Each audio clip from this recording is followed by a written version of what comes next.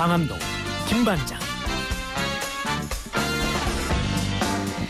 코로나19로 가장 어려운 곳 중 한 곳이 바로 항공업이죠. 요 며칠 이스타항공 관련 뉴스가 많이 나와서요. 제가 상암동 김반장을 좀 출동시켰습니다. 좀 알아와라 이랬는데 어떻게 잘 알아오셨어요? 네. 자, 김경률 회계사와 함께합니다. 인사해 주세요. 청취자들께. 네, 안녕하십니까. 반갑습니다. 네. 2주 만에 또 왔습니다. 네, 상암동 김반장. 이거 되게 마음에 들지 않아요? 이 좋습니다. 제목? 그렇죠. 네. 자, 오늘 또 발빠르게 사실 이거 관련해서 인터뷰도 많이 하셨더라고요. 오늘 네. 좀 정리를 해 주실 텐데 일단 이스타항공 관련해서 이슈가 두 개인 것 같아요. 하나는 노동자 임금체불 부분. 네. 그리고 또 하나는 이스타항공 창업 과정에 대한 네. 문제점. 예. 이 두 가지로 좀 오늘 살펴볼게요. 지금 이스타항공 굉장히 어려운 상황이에요. 제주항공이 인수한다 그러지 않았어요? 이제 내일자 6월 26일 날 네. 이스타항공 임시주총이 열리고요. 주총 의결 사안들을 보니까 주요 경영진이 이제 새로운 대주주 제주항공 측이 지정하시는 분들로 이제 결정될 것 같아서 내일을 기점으로 경영권이 넘어가지 않을까 이렇게 추측되고요. 어려운 상황이라고 말씀드렸는데 실제로 제가 이스타항공 노동자분들과 많이 이제 집회도 참석하고 또 회의도 참석하고 있는데 상당히 어려운 상황입니다. 그러니까 우선은 188명을 계약 해지하였고요. 네. 계약직 사원분들. 네. 그리고 이스타포트 지상조업을 하는 이제 자회사입니다. 이분들과 또 계약을 해지해서 300명가량의 일자리를 잃었고 또 80명가량 희망퇴직을 시켰습니다. 총 이제 570명 정도가 일자리를 잃어버렸고 더더욱 이제 살아남으신 분들 해고되지 않고 남으신 분들은 지금 2월 달부터 급여가 체불되고 있습니다. 그래서 네. 상당히 이렇게 젊으신 분들 30대 40대 분들이신데 이분들이 당장 뭐 집에 한 푼도 안 가져가게 되면 이분들뿐만 아니라 여러 가족들조차 힘들어서 상당한 어려움을 호소하고 그럼요. 있는 것으로 알고 있습니다. 저는 정말 한 달만 월급 안 들어오면 잡혀갈 거예요. 네. 돈 내야 될 돈이 얼마나 그럼요. 많아요. 자동이체 걸어놓은 것도 많고. 그렇죠. 근데 노동자들이 지금 월급을 2월부터 못 받고 있다고 하면 예. 노동자들 극심한 생활고는 물론이며 스트레스가 엄청날 것 같은데요. 그러니까 이제 이분들께서 이제 자체적으로도 조사를 하고 또 설문을 돌린 결과 상당히 많은 분들이 이렇게 우울증도 겪고 있고 뭐 가정 불화도 겪고 있고 과거 이제 쌍차 사례에서도 보이듯이 해고는 살인이다 이런 말씀들도 하는데 상당히 여러 이제 사회학적인 연구 결과들도 뭐 이렇게 어려움을 죽음에 다다를 수도 있는 그런 이제 심리적 고통을 그렇죠. 겪고 있는 것으로 보입니다. 자, 이스타항공의 어려움, 노동자들의 안타까움, 뭐 기자회견도 하고 있어서 저도 언론을 통해 접했는데, 근데 이 과정 속에서 민주당 이상직 의원이 나와요. 그렇습니다. 저는 이상직 의원이 이스타항공 창업주인지 이번에 알았어요. 되게 부자신가 봐요. 이분 이제 저 역시도 처음에 아까도 말씀드렸다시피 노동자 분들과 이렇게 만나서 회의하고 조금 이제 도움을 드릴 수 있는 부분 조언을 드리면서 이제 시작한 건데요. 이 과정에서 이제 민주당 이상직 의원이 이스타항공의 창업자이십니다. 그리고 이분이 이제 자꾸 말하는 것 중에 하나가 나는 이스타항공과 관련이 없다. 이렇게 말하는 이유 중에 하나는 지금 현재 이스타항공 그리고 최대 주주인 이스타홀딩스의 지분을 가지고 있지 않다는 이유로 나는 아무런 관계가 없는 회사이다. 이렇게 말을 하고 있는데요. 몇 가지 간단하게만 언급한다라면 이상직 의원께서 최근 공직자 재산 신고를 보니까 37억 정도로 하셨는데 네. 이 재산 신고 내역 중에 보면은 아들과 따님 이 두 분이 지금 이스타항공의 실질적인 최대 주주입니다. 아하. 이분들이 그럼 이 재산에 아들과 딸의 재산도 들어가요? 37억에? 그렇습니다. 이제 네. 공직자 재산 신고 요령에 배우자하고 따르면 자녀들까지. 그렇습니다. 생계를 같이 하는 아들과 딸 네. 이렇게 들어가게 돼 있어서 네. 이분들이 이스타홀딩스라는 회사를 만들어서 자본금 3천만 원짜리 회사를 만들어서 이스타항공의 최대 주주의 지위에 오른 건데요. 아니 잠깐만요. 항공사를 3천만 원으로 시작했다고요? 이 이스타항공의 최대 주주인 이스타홀딩스라는 회사를 네. 3천만 원을 들여서 이제 페이퍼 컴퍼니라고 해야 되겠죠. 이것까진 좋다 이겁니다. 네. 이것까진 좋다 이건데 무려 지금 추측되기로는 100여억 원에 달하는 이스타항공의 지분을 이 이스타홀딩스가 사들이는데요. 좀 전에 제가 말씀드렸듯이 이 회사는 홀딩스는 3천만 원 자본금 회사란 말입니다. 네. 3천만 원 자본금을 가진 회사가 어떻게 100억에 달하는 주식을 살 수 있냐. 지금 이게 이제 세간의 관심에 초점이 되고 있습니다. 자, 제가 서두에 두 가지 이슈라고 했는데 그 두 네. 번째가 이스타 항공을 창업하는 과정 그리고 그렇죠. 이 키우는 과정이었는데 그럼 얘기 나온 김에 그것부터 좀 그러시죠. 살펴볼게요. 예. 자, 3천만 원 자본금으로 시작을 해서 제주항공에 몇 억에 팔았어요. 500억 원. 500억에 팔았어요. 예. 그럼 제주항공이 어찌 됐건 3천만 원짜리 회사를 그렇게 비싼 돈 주고 사진 않았을 거 아니에요. 그렇죠. 네. 그만큼 이제 재산 가치가 불린 건데 이상직 의원이 정말 너무너무 사업 수단이 좋아서 네. 너무너무 잘해서 예. 그게 3천만 원에서 그렇게 불린 거예요? 우리 PD님 항상 이제 돈에 관심이 많으시잖아요. 그러니까 네. 3천만 원이 500억이 되는 꿈은 청취자분들도 그렇고 다들 가지고 있는 거잖아요. 그렇죠. 어떻게 하면 주식 투자를 잘해서 앞선 이제 경제평론가분도 바이오 주식에 투자하면 이와 같은 성과를 얻을 수 있다. 이렇게도 말씀드리고 많은 분들이 이런 뭐 강남에 집을 사서 이와 같은 꾸죠. 꿈을 실현해볼까 하는데 지금 이 같은 경우에는 과연 이 아드님들이 아들과 딸이 3천만 원으로 회사를 설립한 다음에 500억 원으로 그 지분을 팔았단 말입니다. 이게 과연 그러면 노력의 결과냐 내지는 그만큼의 리스크를 감내한 투자의 결과냐 이건 아닌 것 같고 의심되는 건 이건 아버지 찬스를 이용한 게 아니냐 그런 정황들이 지금 보이고 있고 누구도 지금 마땅한 대답을 못하고 있는 거죠. 그러니까 지금 이스타 홀딩스라는 게 이스타항공의 최대 주주인 회사인데 그렇습니다. 2015년에 자본금 3천만 원으로 설립됐고요. 직원이 딱 한 명인데 이 직원이 이상직 의원의 네. 딸 이수지 씨인 거예요. 그렇습니다. 그렇죠. 예. 그러니까 사람들은 어떻게 회사 설립도 이렇게 한 지 얼마 안 됐고 3천만 원으로 시작했고 직원도 딸밖에 없는데 예. 이스타항공 주식 이 따님이 네. 이스타항공 주식 68%를 사들이면 최대 주주로 올라설 수 있을까? 예. 이 의문 제기인 그렇죠. 거죠. 네, 단순한 의문입니다. 3천만 원짜리 회사가 어떻게 주식 100억 원어치를 사들일 수 있느냐. 이걸 이제 JTBC에서 이수지 사장에게 물어봤다는 거 아닙니까? 네. 이상직 의원의 딸에게. 그랬더니 이제 이상직 의원의 따님인 이수지 씨께서 이제 황당한 대답을 한 거죠. 그걸 내가 어떻게 아냐. 나도 모른다. 사장님이라면서요. 그렇죠.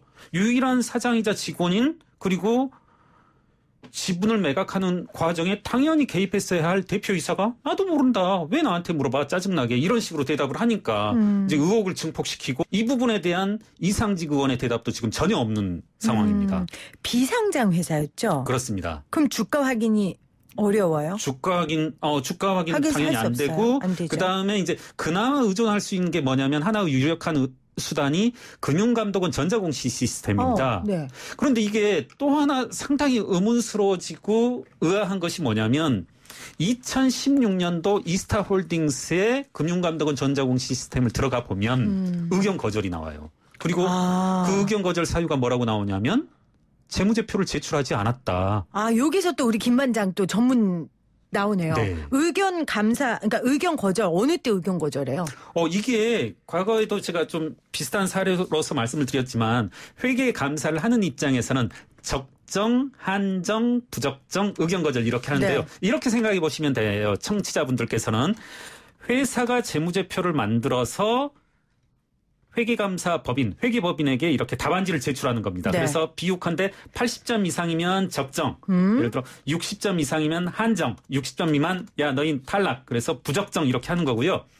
야 이거 답안지 채점을 도저히 할 수가 없는 상태야 하면은 의견 거절인데 지금 이 경우는 뭐냐면 감사보고서에 보면 답안지를 제출하지 않았다. 재무제표를 제출하지 않았다. 회사가 재무제표조차도 제출하지 않은 겁니다. 네. 이 부분도 이제 상당히 석연찮은데 이런 경우는 없거든요.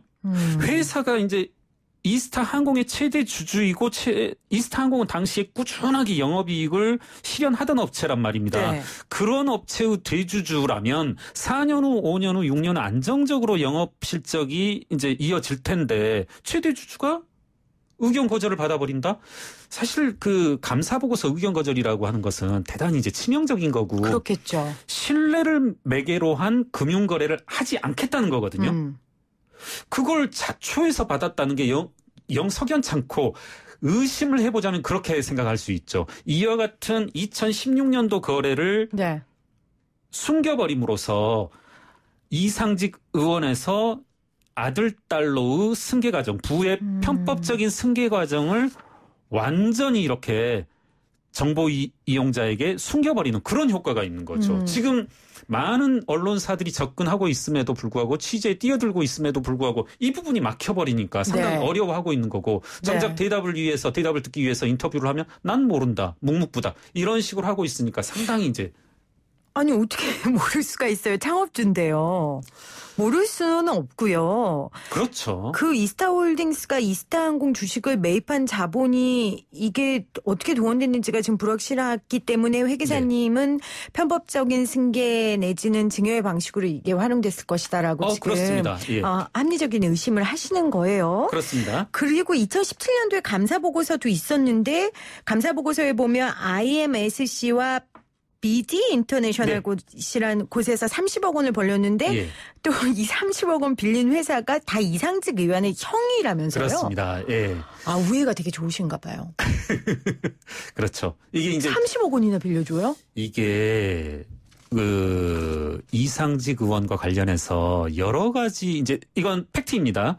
이상직 의원께서는 과거 2000년대 초반에는 주가 조작 혐의로 벌금 1,500만 원에 이제 처해진 바도 있습니다. 네. 예. 그리고 형이 지금 나왔는데요. 최초의 이상직 의원이 이스타항공의 실질적인 창업자라고 하였고요. 그 다음에 19대 국회의원에 들어가면서 이제 국회의원들은 여러 가지 이해 충돌의 여지 때문에 주식을 가지고 있는데 제한이 따르게 되는데요. 당시 이제 이상직 의원은 또 정무위원이었고 네. 이 과정에서 최대 주주 지분을 팝니다. 누구에게? 형님에게. 그리고 형은 또 불미스러운 일이 일어나죠. 이스타항공과 관련한 여러 가지 이제 횡령이라든가 이런 실정법을 위반한 혐의가 드러나는데 지금 여러 가지 보도 그리고 언론에 나타난 보도 및 공시들에 따르면 요는 이제 이 100억을 어떻게 아들과 딸이 조달했느냐 하는 건데 지금 의심되는 것은 이런 겁니다. 이스타항공 관련사들 중에서 실제적인 영업을 하는 회사는 지금 어디냐면 이스타항공하고 아까 그 조업 관련된 이스타포트 이 둘밖에 없고요. 여러 가지 회사 한 10개 정도 회사들이 이름이 오르내리는데 이 회사들 중에 상당수는 사실은 영업 실체가 없는 페이퍼 컴퍼니입니다. 그럼 당연히 페이퍼 컴퍼니를 하나 정도면 족하고 뭐 인정한다 하더라도 2개 정도 필요할까 말까 필요 없죠. 사실 페이퍼 컴퍼니는. 그런데 8개, 9개가 동원되면서 매우 불분명한 거래들이 자금 차입 상환들이 빈번하게 일어나거든요. 네. 이러면서 이 8개, 9개 회사들이 아들과 딸이 100억을 조달하는데 동원이 되지 않았나 하는 조금 의심 내지는 네. 추정을 하고 있는 상황인 거죠. 지금 이 관련된 보도들이 이어지고 있고요. 네. 이 부분에 대해서는 분명하게 더 밝혀져야 될 것 같아요. 왜냐하면 이상직 의원이 19대 때 정무위원회 위원이었고 그렇습니다. 예결위 위원이었고 일자리위원회 위원이었고 그렇습니다. 중소벤처기업진흥공단 이사장이었어요. 그렇죠. 예, 굉장한 요직이죠. 네. 그렇다면은 이 부분에 대한 명백한 해명이 있어야 될 것 같고 7556님은 아마 이 의원님이 이 아까 뭐였죠? 중소벤처기업진흥공단 이사장이라는 걸 아시는 것 같아요. 왜냐하면 소상공인 정부 긴급지원금도 아직 안 주는데 누굴 탓해요? 이렇게 남기셨거든요. 저는 이분의 문자에 많은 게 느껴지네요. 이 정말 중소기업 하시는 분들, 정직하게 땀 흘리시는 분들한테 이 불명확한 것들을 명확하게 좀 해명하셔야 될 것 같아요. 그렇죠? 그렇습니다. 자, 이 정도로 첫 번째 문제 제기는 해보고 두 번째는 그렇게 해서 돈을 번 이상직 의원이 이제 제주항공에다가 이스타항공을 매각해요. 그렇습니다. 그럼 끝난 거잖아요. 그렇죠. 그렇죠. 근데 지금 이스타항공의 노동자들은 체불 임금한 거를 이상직 의원 보고 내놓으라 그래요. 근데 이거는 이상직 의원은 책임이 없는 거 아니에요?